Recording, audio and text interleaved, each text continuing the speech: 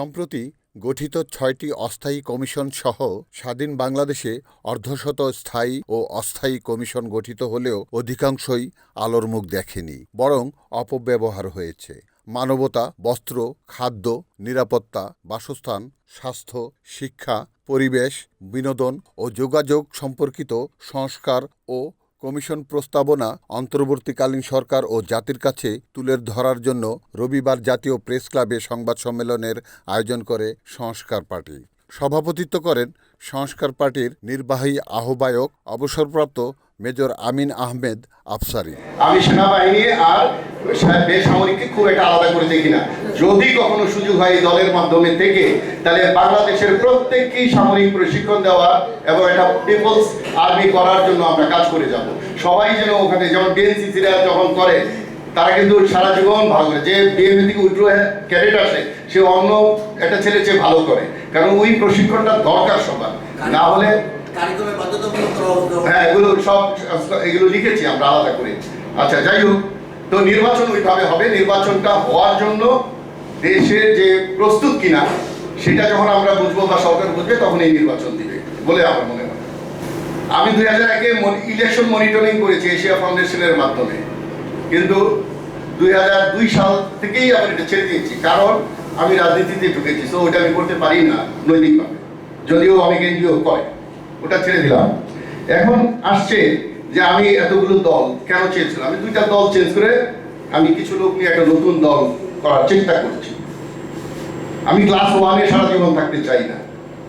আমি ডক্টর কামালের কাছ থেকে ক্লাস 1 থেকে 5 পর্যন্ত পড়ে 6-এ আসছিলাম নূরের কাছে, গিয়ে দেখলাম ক্লাস 5-ই হচ্ছে বেটার ছিল। সুতরাং চেঞ্জ ইজ এ ডেভেলপমেন্ট, আর অসৎ চেঞ্জ খারাপ জিনিস। যে আমি টাকা খাওয়ার জন্য ওইটা চেঞ্জ করলাম, ওই কাজ আমাকে 3 কোটি টাকা সাজা হয়েছিল, মিডিয়াতে আছে এই স্লোগান, ইয়েটা করি। তখনই আমি জানতাম টাকা এবং অস্ত্র কি ক্ষতি করছে দেশে। হেডিংটা হলো নির্বাচনে অর্থ ও অস্ত্রের ব্যবহার।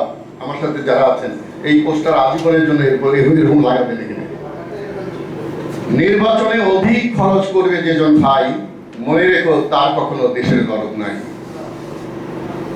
অর্থ দিয়ে নির্বাচনকে ব্যর্থ করে যারা, বন্ধু নয়তো জনগণের, দেশের শত্রু তারা। আমার অনুভূতি থেকে আমি লিখেছি, নির্বাচনে ছড়ায় টাকা, যোগ্যতা যার নাই, সেই কথাটা বুঝতে হবে ওরে ভোটার ভাই।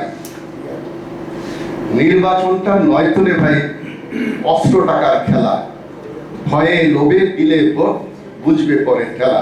2001 থেকে 24 পর্যন্ত খেলা বোঝেন নাই।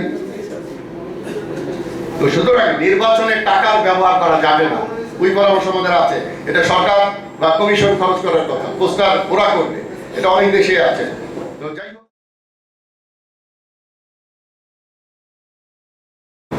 5ই আগস্টের পর অন্তর্বর্তীকালীন সরকার ক্ষমতায় যাওয়ার পর সেনাবাহিনী, আইনশৃঙ্খলা বাহিনী রক্ষার বিষয়ে আপনার মূল্যায়ন কি? মূল্যায়ন হলো, আমি যখনই দেখি রাস্তাঘাটে ওরা ডিউটি করছে, গিয়ে হাত মিলাই, বুক মিলাই, স্মৃতিচারণ হয় যে আমার জন্ম হয়েছে আরবিতে মার্শালের সময়, এর সাথে আমিও এরকম ডিউটি করতাম। I was head of television, Bangladesh television.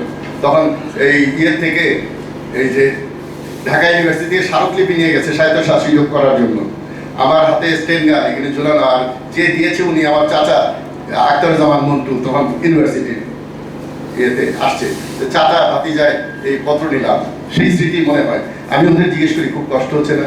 আপনারা দেখেন ফুটপাতের মধ্যে যারা বসে থাকে, ফুটপাতের মধ্যে গাড়ির মধ্যে বসে থাকে, 3টা মাস দেখেন না কি কষ্ট তারা করেছে, করেন না আপনারা? এই ছাত্ররা যারা করেছে তারা টের পায়, কালো হয়ে গেছে, দেখাইছে, এনে দেখাইছে টেলিভিশনে যে আমাদের এখানে একটু কালো হয়ে গেছে। তো আমি শুধু তাদেরকে না, সেনা প্রধানকেও আমি ধন্যবাদ জানাই।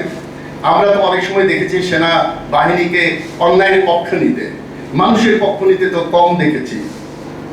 এই সময়ে যে মানুষের পক্ষে, দেশের পক্ষে, রাষ্ট্রের পক্ষে, জনগণের পক্ষে আসছে, এই জন্য আজীবনই প্রশংসিত হওয়া উচিত। আপনারা কি মনে করেন না যে সেনাবাহিনী যারা আছে তাদেরও একটা হার্ট আছে, আত্মা আছে, তারাও কষ্ট পায়? দেখেন নাই কিভাবে ইউনিফর্ম করে কত কিছু চুরমার করেছে, মনে হয় কত জেদ তাদের, আবার জনগণের সাথে বুক মিলাইছে, হাত মিলাইছে। তাহলে এই সেনাবাহিনীর জন্ম হয়েছে এই দেশের জন্মের সাথে। Report Shahjahan Chowdhury, NAN TV, Dhaka.